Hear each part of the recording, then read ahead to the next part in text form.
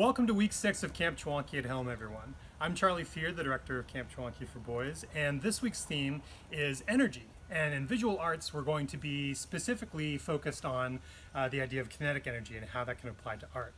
Hi, Carisha. Hi, Charlie. What are we doing this week? Well, this week we are working on a pretty exciting project. It's very low tech, but lots of fun.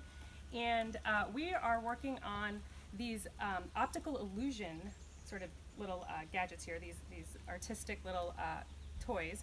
And we are going to create thaumatropes, which create this concept of visual persistence. Wow. Yeah. Those are some pretty cool terms, and I'm looking forward to learning more about them and creating my own thaumatrope. But before we get started, I want to direct us back to our elements of art that you've been learning about this summer. Carisha, what should I be thinking about in terms of elements of art this week? Great. Thanks for reminding us about the elements of art. Well, we've got color, line, shape, texture, value, space, and form. And, sometimes there's just really no wrong answer. So I'm going to ask you, Charlie, what do you think we're going to be working on? If you look at the elements and you think of these thaumatropes, what elements are we going to be most focused on? Well, in your thaumatrope, I'm seeing some nice color on there. It's very beautiful, very colorful. I'm also thinking about shape. It looks like shape is probably going to be pretty important in creating this. And I'm also thinking about form and thinking about all the different angles that I would be interacting with this thing from. Sounds good. That makes a lot of sense. Let's get started. Are you ready to make a thaumatrope? I'm really excited about making a thaumatrope. The first couple questions that I have, the first is, this word is a very interesting word. What does it even mean? And what's the origin story of this item? So thaumatrope comes from Greek, and thoma means marvel or wonder, and trope is anything that spins. And the story behind the thaumatropes is pretty interesting.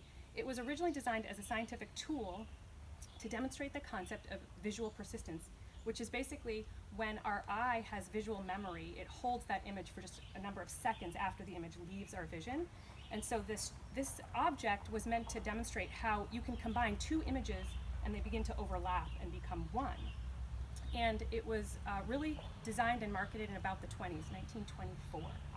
So that's the history. Wow. Okay. So I'm thinking about this piece of art that we're making, and when I think about art, I think I often think about that traditional classic idea of going to the museum and seeing two-dimensional paintings or pictures on the wall, or encountering a statue that I might look at from different angles.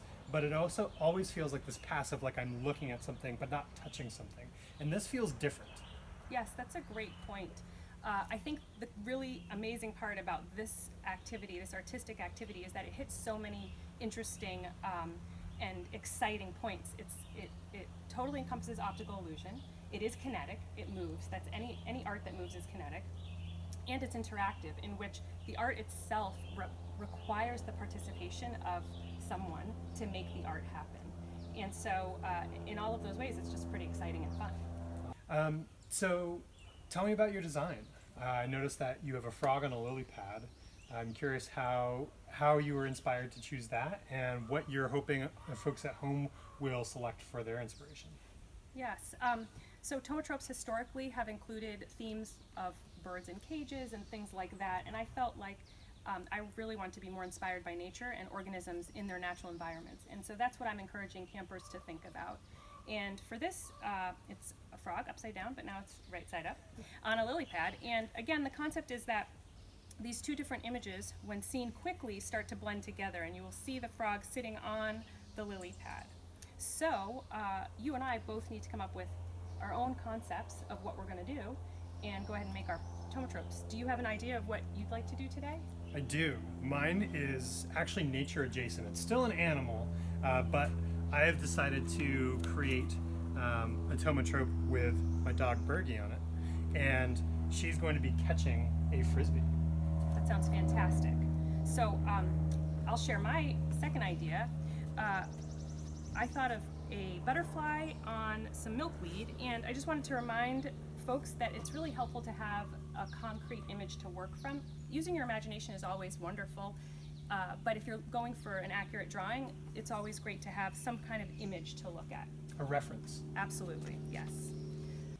So as we get started, we need to start by actually having a circle. And our circles look pretty great. I'm wondering if you have any secret tips for folks at home to make the perfect circle. Yes, it's always really helpful to use a drawing compass. And if you don't have one, that's totally fine. I've linked in some DIY homemade compasses for drawing. And I have an example here, which is pretty easy. It's a paper clip I've opened up. And I have two pencils. One will be the center and one will be the line I draw. And this is exactly what we need to do. We need to draw two circles that are exactly the same size because they need to then be back to back when we are finished. That is such a neat trick. And now that I know about that, it's going to be really easy for me to make circles at home. Great. Now we've got our circles. After we get our circles, we cut them out. And you want to decide what two visual concepts you're going to represent. I chose this milkweed, and so I ended up doing the milkweed first because it sort of takes up more of the negative space, the background. And once you get your first drawing in, then there's something special that we need to do. And that's where we go to We have window. to align them. That's fantastic. Okay, so we're going to take our two circles, the one where you have your first concept drawing. You've got Bergie. Great. And we are going to need to go find a window. So you're going to need to lay the blank paper over the first drawing, and we're going to use the window as a light box so we can see through and decide where it makes sense to place and orient the next element. Are you ready? Let's do it. Okay, Charlie, so let's go ahead and have you step inside. We've got a nice window right here. And so when you can, you're going to put your original drawing up against the window, but the drawing's facing you, and then you're going to place your other disc on top. And hopefully you can see Bergie through this top layer, and now you know where to orient your next feature, the next element that you'd like to add. And I think you said it's a frisbee. It's going to be a frisbee. Fantastic. Very complex to draw. Great. Can't wait to see it. All right, now that I've got my outline, what am I doing next? Okay, so now you get to choose if you want to go color or monochromatic. Traditionally, Thaumatropes are monochromatic. So I did color the last time. I personally think I'm going to go monochromatic. Bergie's a black and white dog, so I'm tempted to go monochromatic, but I think I'm going to add some splashes of color. Sounds like a great idea. Let's do it.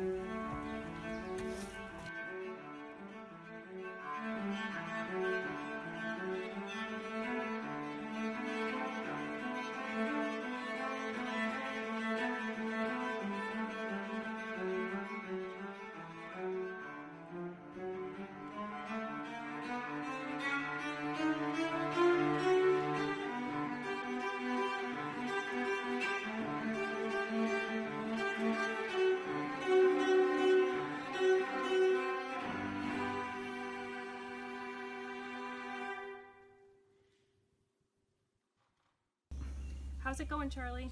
I think that I think I'm done. Great timing, because I'm done too. Perfect. I wanted to just say that I think you did a great job of choosing a really simple concept. That's what really makes these Thaumatropes successful, is when it's just two really simple, basic concepts that then can be blended together. I would also like to just mention that you've done a great job of working with the materials that you had available to you. I had cardstock, which is what I'm recommending for this, but if you don't and you only have regular Xerox paper, what you can do is you can sort of increase their durability by taking some cardboard from a cereal box, a seltzer box, and tracing that circle. And when we glue everything together, we're going to use that cardboard to make this a little bit more durable. Great. I've already got them cut out, so I'm going to glue that to there. What are we going to do after I've glued my paper to my cardboard? So once you glue your paper to your cardboard, we have one more step of gluing to do. And we are going to have to combine these two images, but it's really important that one of them is flipped upside down. Why is that? Because if they're upright, it won't make sense when you flip it. and it's moving fast, it'll be upside down. Okay. But if you flip it to begin with, then the butterfly will be oriented the way you want it to. Okay. And if you are still unsure, experiment with what you think it should be, and then look at it and say, oh, wait a minute, no, that's not how I wanted the butterfly to look, or that's not where I wanted the Frisbee to go. Yeah, I can sort of see that if I put them both facing up like this, then when I flip it, I can see that my Frisbee is going to overlap with Birdie instead of being in the air in front of her mouth, ready for her to catch it. Exactly. Great. So make sure your orientation is the way you want it, and we need to then glue our string in the middle between these two discs, like so. So let's start gluing. All right.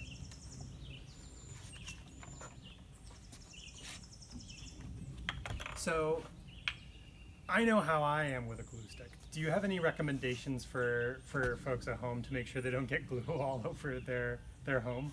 Well, I know that many of the campers have liquid glue, which is absolutely fine. It just means it's a slightly longer drying time.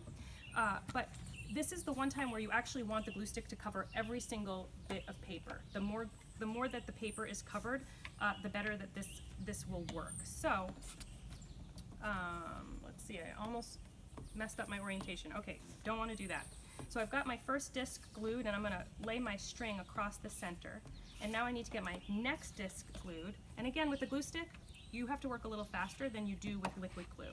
I think one thing that's really helpful is to put the liquid glue on and then in the center, and then you can use a Q-tip to spread it so that you're spreading it a little bit more gingerly and not just sort of excessively pouring glue all over the place, because then it can get a little messy.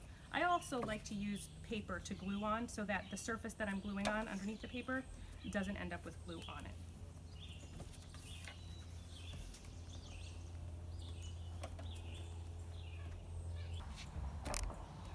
I think I'm done.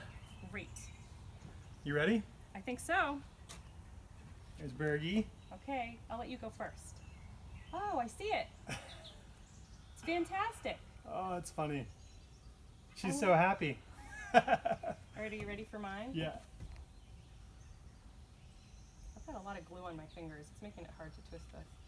There's another way that you can twist this I've seen, where you hold the string in your fingers and then you keep turning this over and over and over again while you hold the string in your fingers. And so I don't know how well it's going to work with yarn. We might just be untwining our yarn, but let's see what happens. And then when you pull the string, it should go on its own. You got a butterfly and milkweed. Butterfly milkweed. All right. Let's see how that works for a birdie. These are super cool. Before we go, Croatia, are there any pro tips or questions that you want people at home thinking about? Sure. One thing I wanted to mention is that we would love to see any photographs of your process. So feel free to photograph how you progress through this activity. And there's a link on how to take really great photographs to share with us. I also would love for folks to be thinking a little bit about sort of reflectively about their work and their process.